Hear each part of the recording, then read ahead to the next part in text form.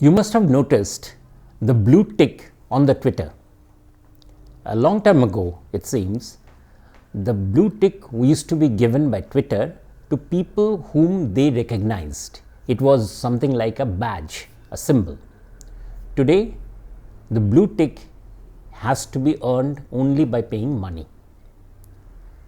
President Trump has said immigration to the USA is possible if you have got $5 million to pay.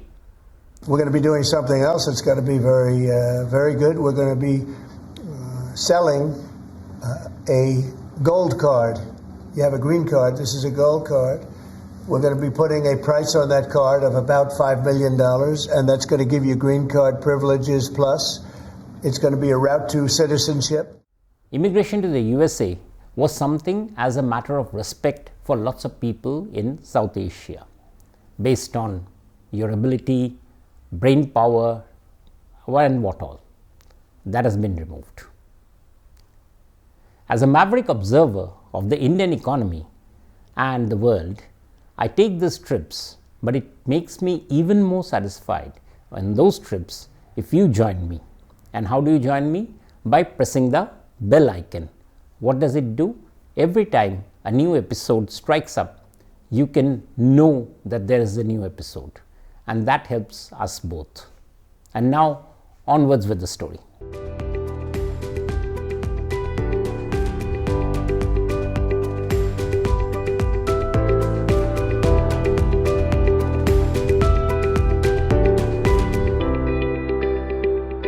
So just as the Twitter's blue tick can be had by anybody by paying the fees, Trump has said you can enter USA if you can pay the fees. And he has made it very clear at the uppermost level down to the lowermost level. He is also going heavily against the donkey route, basically stopping cross-border illegal immigration. Essentially, what does it mean?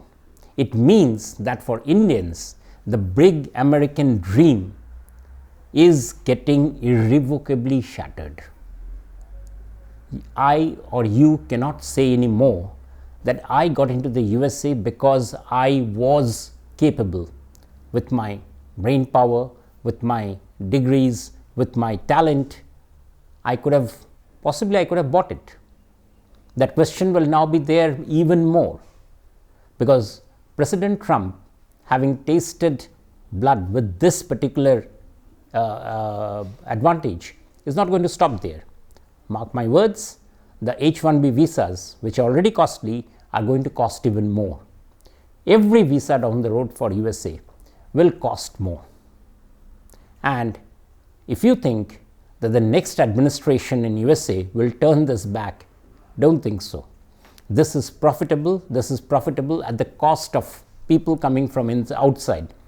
Benefits the US citizens in terms of the money that the exchequer is raising. This is not going to be rolled back. So essentially that means a change in the way a person migrating to USA was looked on in India, a person who was capable. It might mean that the person simply has the wallet pretty fat, that's all. Now what does it also mean, before I come back to India, for EU? Well, I think the EU is also going to learn a lesson. In this world, migration has become a very, very major issue for debate. It's a hot potato for countries. Now, EU might cavil at being so blatant. By the way, EU also had gold cards. Portugal, Spain, quite a few other countries had the gold card. But they sort of ran up restrictions thinking this isn't a great idea. They'll now rethink the entire thing. And that means that migrants, instead of being a sort of thing, somebody you take in because of moral reasons, political reasons, doesn't stay like that. Lots of countries in EU, particularly the Central European countries, will say that we'll take you in, pay up the way we think so. So migration becomes a give and take. It opens up the world of migration, of labor economies, the way nothing has happened like this before. It changes the entire compass, because, and that's what will be, you can read in my substack, essentially the idea that laborers move from a less productive job to a higher productive job, the economics of it gets shattered. We will not get into that right now, but let's look at what this means for Indians.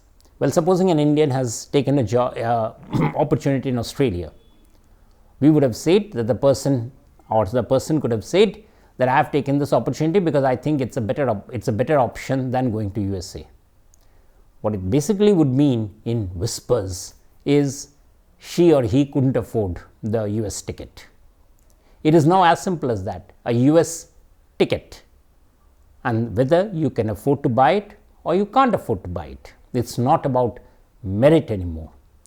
A very big change. And when that equation goes, a lot of middle class people will start asking if that price is worth it, if the stamp of merit is not there. It does mean a very serious reorganization of our possibilities. I suspect not immediately, but very soon, a lot of Indians from the emerging middle class will start looking at Indian opportunities much more closely than opportunities abroad, because the opportunities abroad don't necessarily come with the respectability that they were getting so far. As I said, it doesn't happen immediately, but I'm sure this is going to happen. You could say that President Trump has taken the whinny of the righteousness of migration. It's now a cash economy. So that changes a lot. It makes people feel that the costs are high, and that is the big change. Will there be other corresponding changes? Yes. For instance, a white collar criminal, if she thinks that there's going to be a sticky problem in the Indian courts, could take an anticipatory citizenship in USA. Whether it's possible or not, we'll see.